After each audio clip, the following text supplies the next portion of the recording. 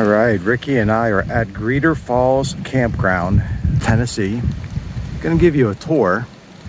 As you can see from the campground map, it's pretty spread out. This is a unique place, and that's why I want to give you this tour. There's a main road that goes up here to the left, and you can see there's different little neighborhoods of campground sites to the left and to the right of the road.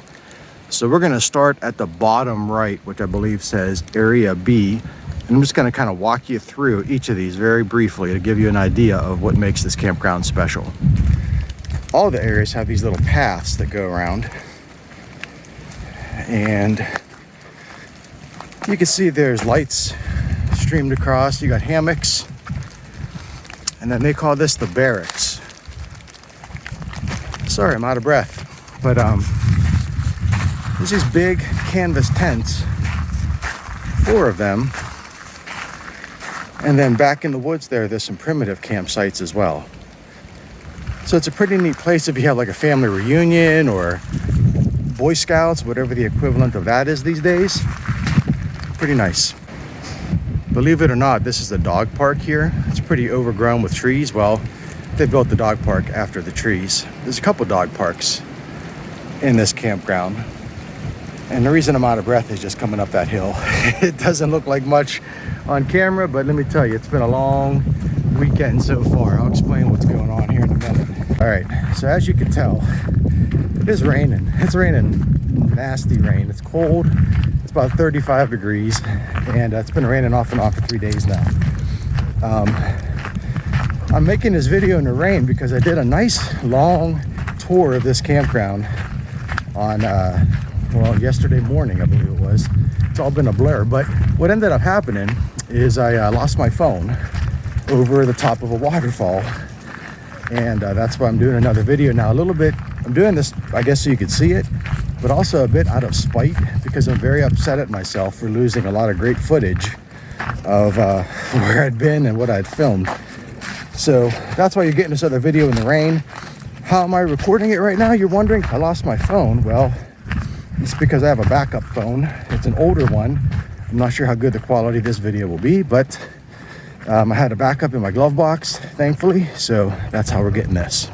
Anyways, we're back on that main road.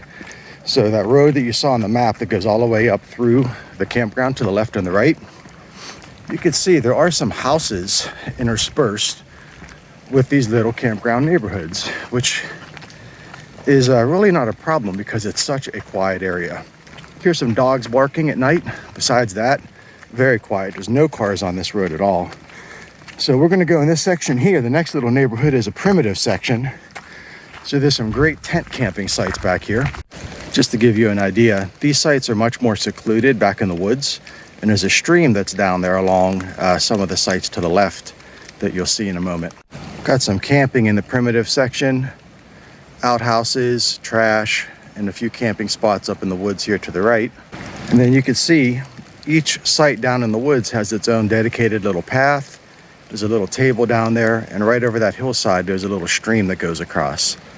And there's, I think, 4 of them to the left here on this section, which is really nice little secluded primitive sites. If you're going to tent camp, this would be a great place to do it.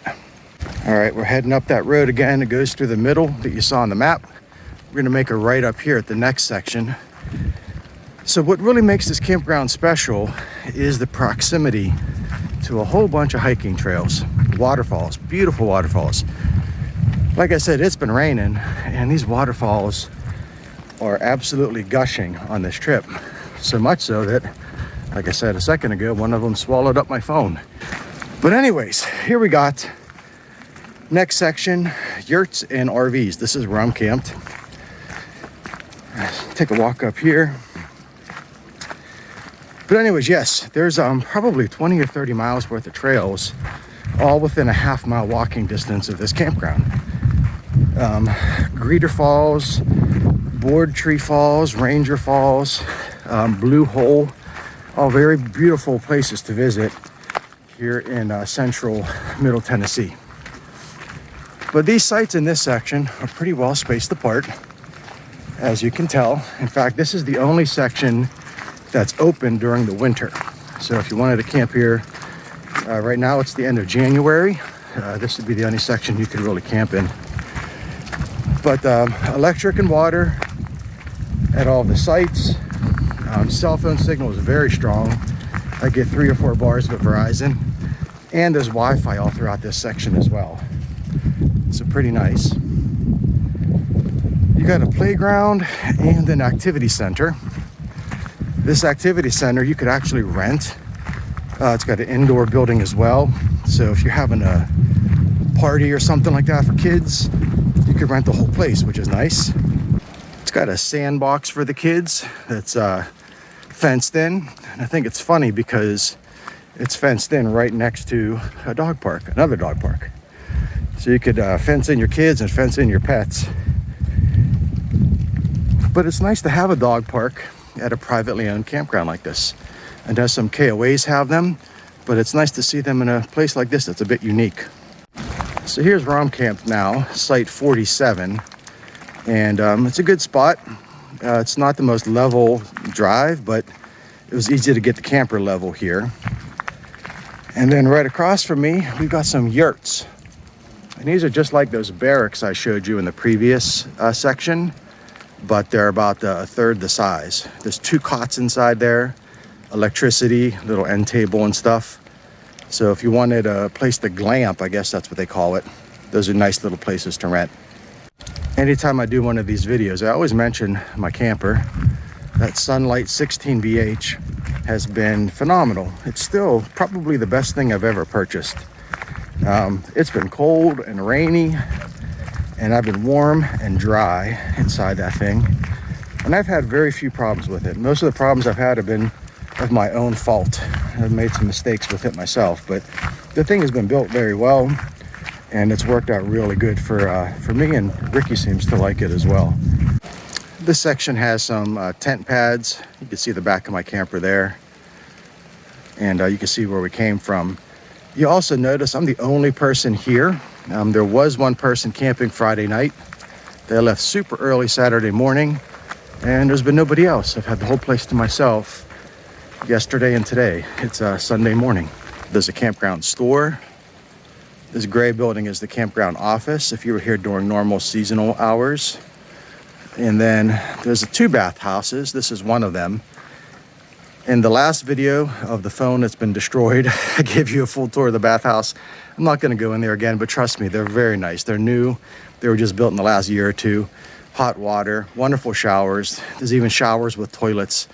Not like a wet bath, but you've got your own private toilet and shower room inside the bathhouse, which is very nice. Men and women separate.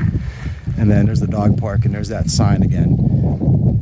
There's a dump station here way up the road. You can see on the top right of this sign. And then there's also more RV sites on the top left.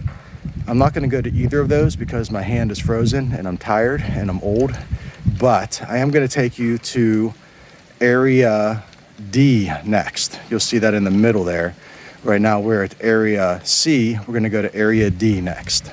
Okay, we're back on the main road. If you look way up ahead on the right, not the first right, but the second right, that's the dump station. And then not the second left, but the third left is that other RV section. I'm not going way down there, but you get an idea. It's very nice. Okay, we're here at Area D. And the main reason I wanted to show you this section is right here, you've got a really wide pull-through site. If you had like a giant 40-foot trailer or something, this would be ideal. What makes it special are these sites have, if I'm not mistaken, sewer connections as well.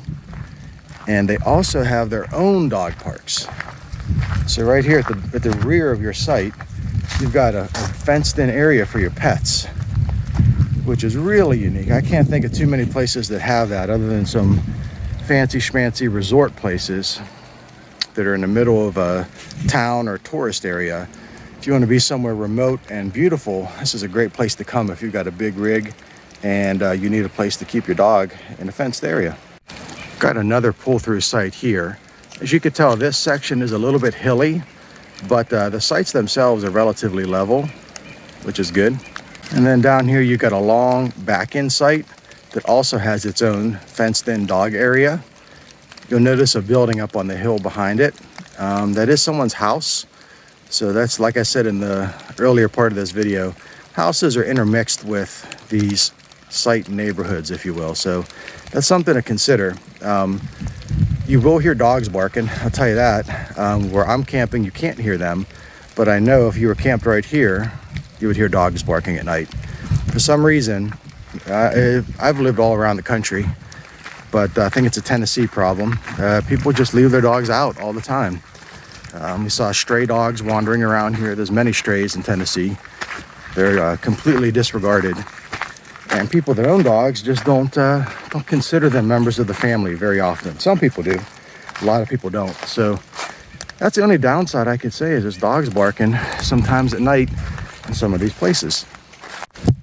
And you got a couple more back-end sites here. These are smaller and closer together.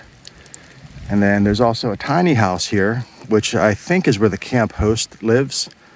It does look like it's rentable, but I'm pretty sure that's the host staying there now. I'm the only person here, so she hasn't needed to do anything, but there is somebody on duty if I did need some help. All right, well, I'm heading back to the camper. Gonna get Ricky loaded up, get packed up, and get on the road. I like this place. I like it quite a lot. I camped here when they just opened about 3 years ago, maybe a little more than 3 years ago. And they didn't have a third of this stuff done. There was no electric in a lot of the places. They only had like one area open. The bathhouse wasn't here. None of that stuff. No Wi-Fi, nothing. And it was great to see how much work they put into it. And it's really a great place to camp. I mentioned that stuff about the dogs barking. That's minor, quite honestly, because it's so quiet otherwise. And because it's so close to all these different hiking trails and beautiful waterfalls and countryside. So definitely recommend it. Greeter Falls Campground. In Greeter Falls, well, I guess it's Altamont, Tennessee. But Greeter Falls is the nearest trail system. And that's all part of the Savage Gulch, Savage Gulf Natural Area. So that's that. All right, Ricky is soaking wet. I'm soaking wet. Appreciate you watching the video. Gonna get him loaded up and get out of here. Thanks for watching, and I'll catch you in the next one.